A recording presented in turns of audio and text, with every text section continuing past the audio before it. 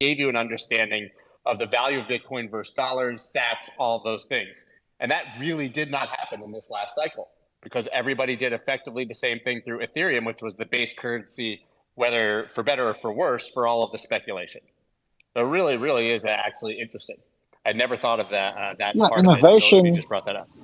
Innovation, by definition, if you innovate and you create more use cases through the innovation, you'll bring in different target markets. And as you bring in different target markets, you're going to expand the user base of the base underlying protocol. That's exactly what Ethereum did. I agree with Scott there. Yeah, and I think as Bitcoiners, we would want to do that too. To a degree, we wouldn't want to hurt Bitcoin doing that, but we would want to innovate to the degree that we can attract more audiences into Bitcoin that haven't been attracted to it yet. This is a somewhat of a good point, I'll admit, because I used to, in the 2017 bubble, I used to think most of the altcoin friends that I had that were like trading alts all the time, they were denominating everything in Bitcoin, and the way that I would rationalize or whatever was, oh, well, at least everybody's learning the value of Bitcoin. And then, Brad, they were trading to stack sats. At that point, people were literally trying to make more Bitcoin through trading, which changed in the later cycle because they were doing it in Bitcoin. Yeah, they were. But then as time went on and the stable coins got extremely relevant, way more relevant, and then this DeFi bubble happened, people stopped denominating in sats, the traders, I mean, like the just kind of like the opportunistic people, the new entrants, whatever, the people that are just FOMOing in, they were just measuring mostly in dollars. But then the people that started getting into, you know, the tech side of it or whatever, enough to get a MetaMask wallet rather than just going on Binance and trading there or going on whatever exchange, they were denominating in ETH for all their dog tokens. So for sure, there is something to that, but Warren Buffett talked about the benefits of attracting a certain type of audience, why they didn't do a stock split back in the 1980s and 1990s. Alex might be in here. He's a big fan of following what's going on with DeFi. He tuned me into this line of thinking because if you attract casino-minded people, then you may not be getting the best holders or the best, you know, investor base for your company. And then I think that if you apply that to Bitcoin and cryptocurrency, yeah, you might be having people that are opportunistic and short-sighted and trying to make a bunch of money. Maybe they're very influential, they have millions of followers, but are they really the person that you want to have as your long-term investor? And that debate is still up for grabs. I mean, just because people denominated all their trading activity in Venezuelan bolivars doesn't mean that if a better currency comes along, they're not going to switch to using Brad, I don't think you're wrong. I don't think you're wrong at all, actually. But I do think that the 2017, 2016, or the earlier cycles attracted more people who are now Bitcoiners than the more recent cycle did. Because of it's hard to measure, man. It's denomination. It's really hard to measure that.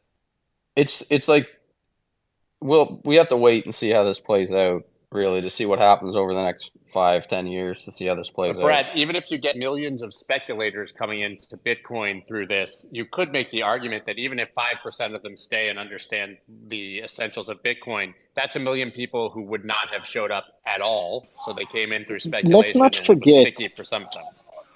Guys, let's not forget that all this discussion, we're dealing in the transfer of value, right, from one place to another instantaneously with no middlemen. In this whole revolution, as such, speculation is always going to be the biggest use case. It's like in financial markets. The minute that you attribute a value to something, speculation is always going to be the biggest use case. Now, we shouldn't shun the fact that speculators come there to try and make money, and most people don't, and some people do. It's the same as stock markets.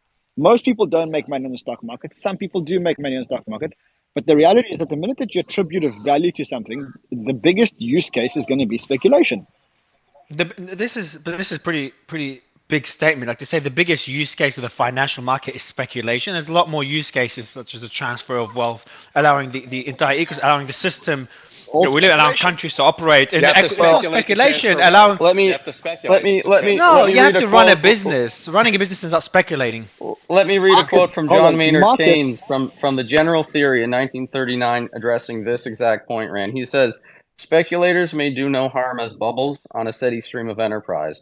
But the position is serious when enterprise becomes the bubble on a whirlpool of speculation. When the capital development of a country becomes a byproduct of the activities of a casino, the job is likely to be ill done." I don't know, every market that I look at, every stock market in the world, every derivatives market in the world, it's a way to speculate against what's happening. It's you either think that you're saying, but Rand, I don't know if my statement is stupid now, but like I don't get what you're saying. Like you're saying Apple's the main use case of Apple stock and Apple as a company is the ability to speculate on the stock in the stock market versus Apple creating the iPhone. No, what I'm saying is the main use case of financial markets, not of the underlying companies that are building, but the main use but case the underlying company depends on what happens on the financial markets. The financial markets represent fundamentally the value of the company. But the whole of crypto is a way to transfer value. I mean, if you think about what is crypto is a way to transfer value between one person and another person in a decentralized, permissionless way. But Rand, just one more thing, and sorry I keep interrupting, but you're saying that Bitcoins or any crypto's main value, stables, whatever, its main value is speculation rather than helping someone preserve wealth in Venezuela or Lebanon or Ukraine. No, I'm saying the primary use case for crypto is to transfer value from one person to another. Therefore, it is a financial instrument, no matter which way you look at it. No matter which way you look at it, we are in this industry creating financial instruments. We are in the industry of creating new age financial instruments, be it money, be it tokenized assets. We are in the business of creating financial instruments. And as such, the biggest use case of financial instruments in the world, in the world today, is speculation. And so we shouldn't shun the fact that people come and speculate on our financial instruments. It's just a symptom of broken money. That's not a good thing. Like with Bitcoin, we're trying to get back to value and long-term thinking rather than short-term speculative. And the way to do but it can be long-term too. Exactly. I mean, there is to attract speculators. Some of them will speculate long-term, and some of them will speculate short-term. But when speculators come to a market, they bring with it their money, and their money is what we use to invest to build the industry. We want to attract as many speculators as possible. Speculation doesn't mean long-term or short-term, because you can have long-term speculators and you can have short-term speculators. And you can have speculators that want to speculate on Bitcoin's use case as a money, and then you want to have speculators that speculate on the value of a digital art object. We want to attract as many speculators as possible because that is what brings money into industries, and the money is the fuel that fuels the growth of the instrument. If you were to say that speculation is a bad thing, and we want to, which is, by the way, what the United States is doing. They're saying, look, speculation is a bad thing. Unaccredited investors are not allowed to speculate. You're actually not allowed to speculate on crypto instruments in the United States because we don't know how to regulate them. What you do is you destroy innovation, because speculators bring with them their wallets and they bring money. Yeah, but it's not binary. Like speculation has a lot of advantages, obviously. Allows capital markets to function. But at the same time, speculation is what led to 95% of the people losing their wealth. And I think opening up Bitcoin, one argument that could be made. California was built by a speculative gold rush. San Francisco became a city of whorehouses and pubs, and it built the most wealthy state in the Americas. And then trains were laid everywhere. Train tracks throughout the United States were laid in a massive speculative bubble, and almost everyone went bankrupt. But as a result, there was transportation across the entire country. And then there were 1,000 different car companies in a speculative bubble.